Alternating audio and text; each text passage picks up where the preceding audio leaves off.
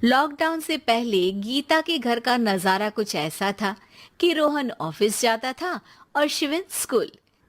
जिनके घर से जाने के बाद गीता काम खत्म करके बाकी समय आराम करती थी।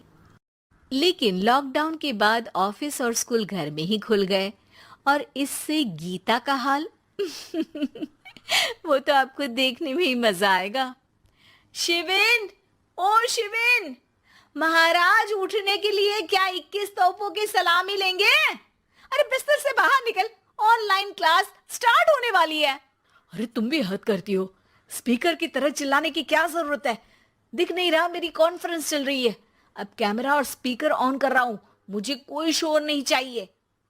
इस पर जैसे ही रोहन लैपटॉप का कैमरा और स्पीकर ऑन करता है, तभी कुकर की सीटी बजती है। करा लो अब इसे चुप। लॉकडाउन नहीं हुआ, मेरी मौत का फरमान जारी हो गया। दोनों बाप बेटे ने नाक में दम किया हुआ है। ऐसा बोलकर गीता वहां से शिविन के कमरे में पहुंच जाती है, जहां शिविन अभी भी सो रहा होता है। ओ आलसी, अब अगर 5 मिनट में नहीं उठाना तो आज तेरा गेम और यूट्यूब कैंसिल। माँ की बात सुनकर शिविन बिना 1 मिनट गंवाए उठ खड़ा होता है। उठ गया, उठ गया, अभी नहाकर भी आता हूँ। ये नाटक कहीं और, मुंह पर गीला कपड़ा मार और पढ़ने बैठ। शिविन की ऑनलाइन क्लास स्टार्ट हो जाती है, जिस पर गीता उसे वहां बिठाकर रसोई में चली जाती है। थोड़ी देर में उसे कमरे से कुछ आवाज सुनाई देती है, जिसे सुनकर वो कमरे में वापस आती है। हाय राम, तुझे क्लास अटेंड करने के लिए बोला था, कैमरा ऑफ करके बिस्तर पर नाचने के लिए नहीं बोला था। मम्मी मुझे कुछ समझ नहीं आ रहा, आप बाद में पढ़ा देना ना। वैसे भी अटेंडेंस तो लगी गई है। हाँ हाँ बेटा, जरूर बन जा। तू अभी से हम सबका बाप बन जा। अरे नहीं मतलब, कहाँ से लाते हो इतना दिमाग? और पढ़ाई करते हुए ये चला कहाँ जाता है? नाइस क्वेश्चन, दिमाग से पूछकर बता दूंगा। शिविन की बातों से परेशान होकर गीता उसे मारने के लिए जैसे ही आगे बढ़ती है, तभी वो कमरे से बाहर भाग जाता है। अब शिविन आगे आगे और गीता हाथ में चप्पल पकड़े उसके पीछे पीछे पूरे घर में दोनों घूम रहे होते हैं।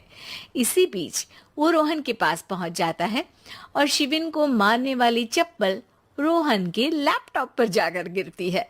ओए माँ! मम्मी, अब पापा को चप्पल मार रही हो? वो आज तक के रिपोर्टर, चुपचाप जाकर क्लास अटेंड कर ले, नहीं तो अगली तेरे पीछे लगेगी।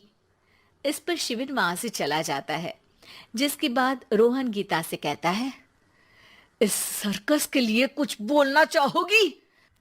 अरे क्या करूं, जब से तुम दोनों घर में रहने लगे हो, घर अपने आप ही सर्कस बन गया है और मैं तुम्हारी नौकर। कभी बेटी को संभालो तो कभी बाप के नखरे उठाओ। इन्हीं सब उथल पुथल में दिन बीतते रहते हैं, जिसमें हर रोज घर के अंदर कुछ नया सियप्पा खड़ा मिलता है, जो ज्यादातर शिविन और रोहन की ऑनलाइन स्कूल और ऑफिस से रिलेटेड ही होता है। एक सुबह, शिविन चल उठ, आज की क्लास जल्दी है। कैमरा ऑफ करके आप अटेंड कर लो।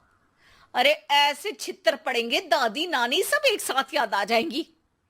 गीता की लाख मशक्कतों के बाद क्लास तो खत्म हो जाती है, लेकिन उसके बाद शिविन फोन इस्तेमाल करते हुए इंस्टाग्राम रील बनाने लगता है।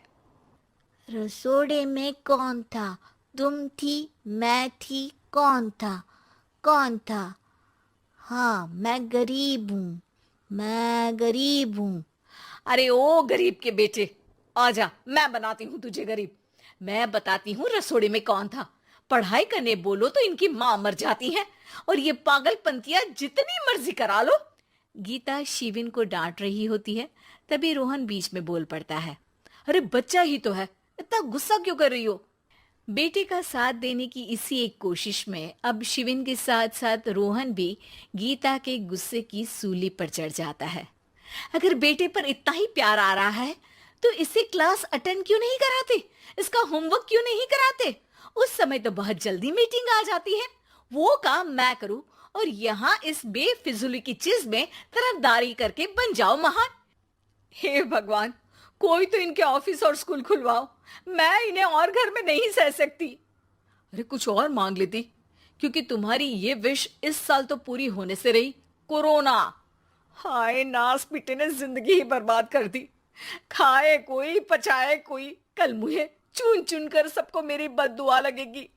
उन्होंने दुनिया का और इन बाप बेटे दोनों ने मेरा जीना मुश्किल कर दिया।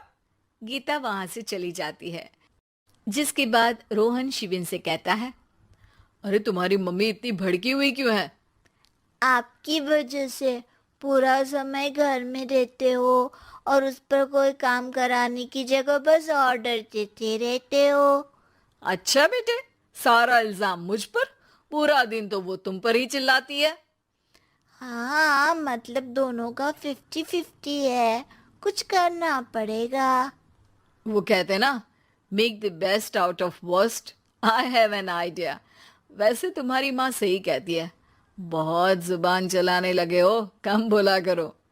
अगली सुबह रोहन और शिविन अपनी गलती को सुधारने के लिए गीता के उठने से पहले घर का आधा काम खत्म कर देते हैं, जिसे देखकर गीता खुश हो जाती है और फिर बाकी बचा काम वो तीनों मिलकर पूरा कर लेते हैं। जिसके बाद अब वो सब मिल बांट कर हर काम में एक दूसरे की मदद करते हुए लॉकडाउन का मजा लेने लगते।